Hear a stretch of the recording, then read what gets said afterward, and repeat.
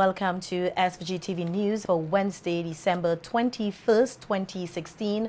I am Rochelle Batiste with the details. Agriculture Minister Sabota Caesar has mapped out a plan to revive the local banana industry. In addressing persons at the launch of the Agri-Input to Farmers program today, Caesar, however, noted that the responsibility falls on every citizen to help revive the vital industry. He said in the coming weeks, several persons at the Banana Services Unit will be repositioned in an effort to ensure the success of bananas and plantains. We have to struggle to ensure that we keep foot to foot with the banana and plantain farmers, because there is little elbow room, very little elbow room for us to entertain any kind of slackness in this industry going forward. Not only do we have to grapple with the removal of the preferential treatment, but climate change and its vagaries are definitely creating havoc for us as we work towards the rebuilding of this industry. The Agriculture Minister shed light on the damage caused by Tropical Storm Matthew and the recent passage of the two trough systems, which he explained have posed challenges for the spray teams because of damage to roads leading to some of the banana farms, and further urged all farmers to start the cleanup process on their lands. We are calling on all banana and plantain farmers to go into their fields and start the cleaning process. Aerial spraying alone and spraying by ground teams alone cannot successfully reduce the cruncture levels. We need a concerted effort, a union between the work of the farmers and the Ministry of Agriculture. We are expecting more rains, I was advised, for the rest of December, into January, and probably even into early February. It means that plans that we had to move at a certain pace, we have to move a bit faster. Minister Caesar said it is his intention to visit in the coming weeks some of the areas where work are being carried out under the Banana Accompanying Measures Program, BAM. We are going to visit all the sheds which have been completed. We are also going to visit the greenhouse park, the palletization center in Lanley Park, and excellent work has been done so far on that center. I am also going to take the opportunity to go to the food science lab, because that has been a great investment and will be a great investment towards our youth, the youth of St. Vincent and the Grenadines. Indicating that there will be a change in his ministerial duties, Minister Caesar explained his intent to lead by example and be more hands-on in carrying out his duties. He stressed the need for technicians in the ministry to follow suit, adding that they also have duties to fulfill and they should be more out in the fields. Too many technicians in the Ministry of Agriculture who do not own a water boots. Too many technicians in the Ministry of Agriculture who do not own a water boots.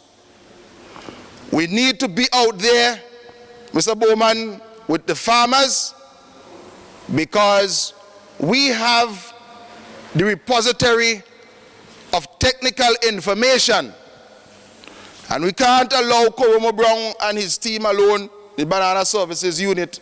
When the farmers see us, they are encouraged. And I want to advise the technicians in the Ministry of Agriculture that we have to increase our visibility on farms and our interaction in the villages, bring back our farmers' meetings on a regular basis, and work with the farmers. Opposition leader and president of the New Democratic Party, Dr. Godwin Friday, believes that Vincentians were misled into getting an international airport, which will be finished within a particular time frame. According to Dr. Friday, who was on a radio program this morning, the ruling Unity Labour Party administration has fabricated propaganda that NDP disapproves of the Argyle International Airport. Dr. Friday said this is far from the truth, since the NDP initiated years ago studies to facilitate the airport. What we have always questioned was the way in which the airport was being financed. It came about almost overnight from the ULP administration. And it seemed to us that it was just a political gambit rather than a well thought out economic strategy to bring development to the country. And we were saying that, listen guys, you can't play with something as big as this as if it's just mere politics. We need to see how it's going to be financed. We need to see the feasibility study, how it's going to be maintained and how it's going to contribute. And until we do that, we cannot give our critical support to a project like this. I don't see there was anything wrong in that. And what we have said has been borne out. Right now, you have a project that's like 6 years overdue, and we have no end in sight. Even though they are promising that it's going to be open, what is going to be open? We paid for an international airport with flights coming from international destinations, and we are not getting that. Dr. Friday said that he was disappointed that the ULP administration is implementing projects without proper execution. He also expressed concern that facilities such as the Buckerment Bay Resort has declined, leaving the workers without employment, and called for better running of such facilities. If you start a project without it being first and foremost a tourism facility, you know, if it's a money-making vehicle, some people, they have a facility, they have something like that, and they can make money out of it without actually operating it as a tourism facility or as any other facility, whatever it is. And if they can feel that they can make money doing that rather than running the place properly, then that is not the right kind of investment, because that doesn't produce the jobs, it doesn't you know, have the spin-off effects for the suppliers and so on, and it doesn't have the tax base that would help the government. And this is what I think a lot of the problems that have arisen there. They were there from the beginning, but they were being ignored because people say, you have a $200 million project, why are you going to poo-poo it and so on? You don't want jobs, you're backward, you're too timid, and all this kind of nonsense. But again, everything that, all of the criticism, all of the fears that people have raised about it seem to have come through now, you know, because even Finlec has turned off the electricity. The police here are investigating the circumstances surrounding the death of Avi Donna Mackenzie Williams, 36 years, of Chapman's Village, which occurred about 10:45 p.m. at Chapman's on Tuesday night. Reports are that the deceased was approached by a young man who inflicted the wound to her neck. She subsequently died. The young man is in custody and assisting the police with their investigations. A post-mortem examination is expected to be performed on the body to ascertain the cause of death. And the shooting death of a young man of Pole Yard in the Arnorsville area is also under police investigation. Reports are that the deceased, Desroy Richards, with the alias Turtle, was shot during an operation by members of the RSVG police force. According to the police, Richards had outstanding warrants for a series of offenses. The death has left some residents of the area distraught, and the victim's girlfriend gave SVGTV News some details of what might have transpired in the wee hours this morning. My boyfriend was in the house. We was arguing, and then first time I see him try to open the back door to the neighbor, and he couldn't get it open, and I see him jump through the window, and then an officer come in my house and he pull a gun. I said, David, move your pass here, where we're stuck. He said, don't move your pass. And he continued pushing me. And I said, move on my pass, and I come out. Then my boyfriend went over by the neighbor yard and run in the house. This officer said, David, come, look him here. And he said, come find at the house. Richard's girlfriend as well as a neighbor both expressed anger over the series of events which they said took place. It's not a fowl, it's not a dog, it's not a cat he ain't killed. Why? Everybody start to tell him that I was working this guy. I want to do something. Handcuff his foot, handcuff his hand and throw me the transport. Now I'm murderer. Everybody start to cuss them. I was praying, and when I finished praying to stand up, I heard this bodo, and I run out in the hall and went down on my belly. I don't like that. This is not nice. Thank you very much. And news coming to hand, there has been another killing, this time in the Lanley Park area. 40-year-old Vancito Balcom of Lanley Park was killed around 5 this evening. According to reports, Balcom was involved in an argument with a fellow villager, Antoine Simon, over what could be deemed as a trivial matter. The altercation reportedly resulted in Balcom receiving several stab wounds about his body, and he was later pronounced dead upon arrival at the Georgetown Hospital. This brings the nation's homicide rate to 37.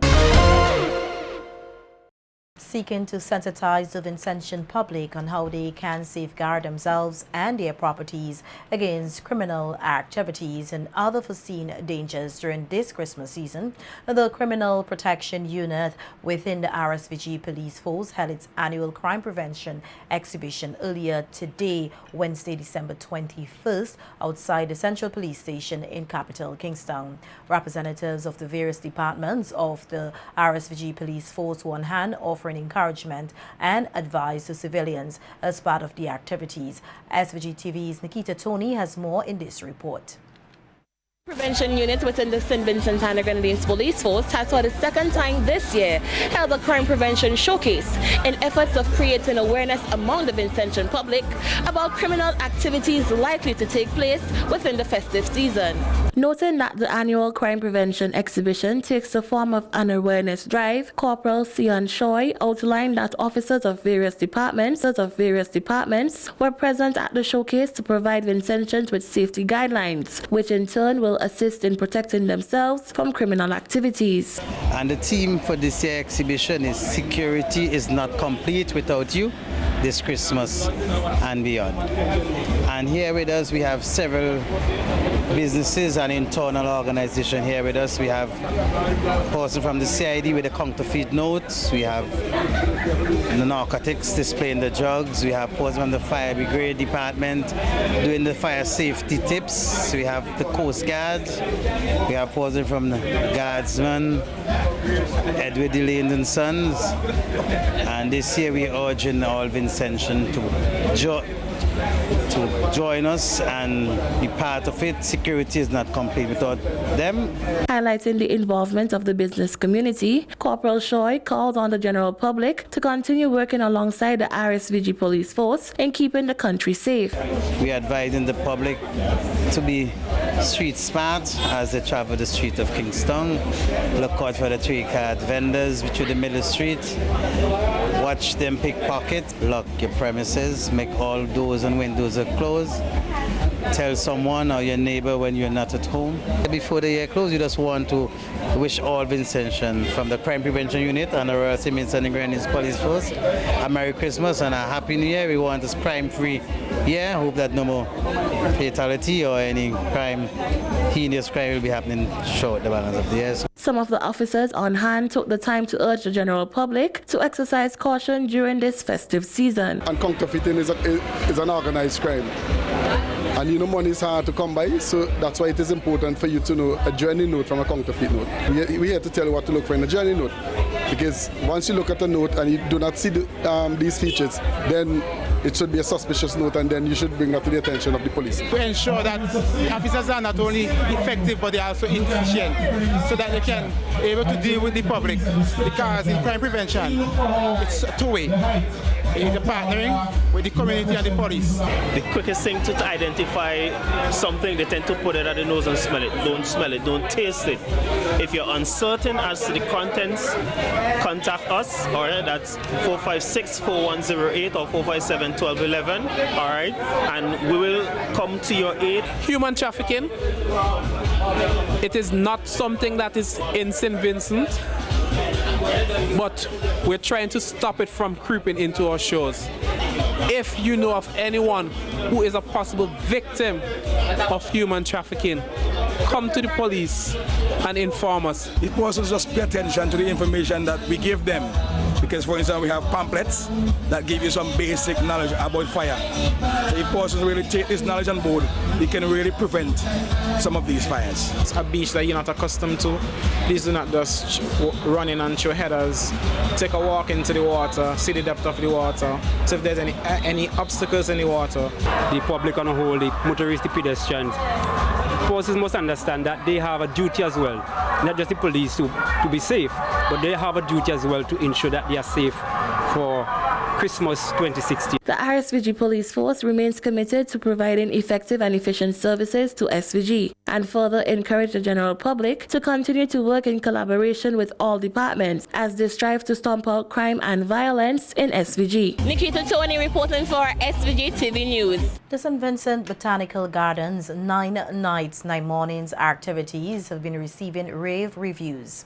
According to curator Gordon Shallow, the family-oriented event kicks off at 7 p.m. nightly and persons can frolic in a beautiful atmosphere. Shallow says there is a small entry fee, but the atmosphere and live musical performance is worth every penny. Very auspicious activity or event that we call 9 Nights of Lights.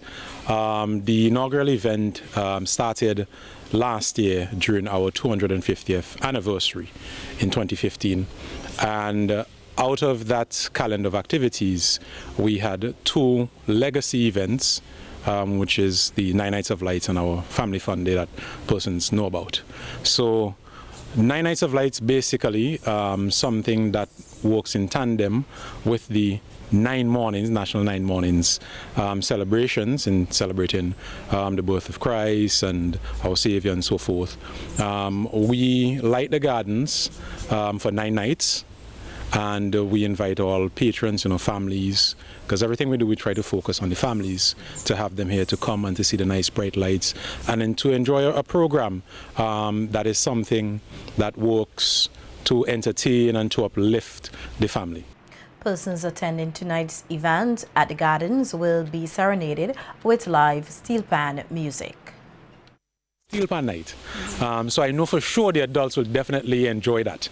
And after that, we have our drama night and drama, and then on Friday we have our culmination of all of the best acts that will come together to make that presentation to round up our 9 Nights of Lights. So any advice for persons to come on out and enjoy? Of course. Just want to encourage the general public to come out to enjoy the botanical gardens. Come out with your whole family, not by yourself, your friends, your loved ones, and just come and simply enjoy what we have, our 9 Nights of Lights, and even beyond that. We're open every day, Monday to Sundays, 7 to 6 p.m.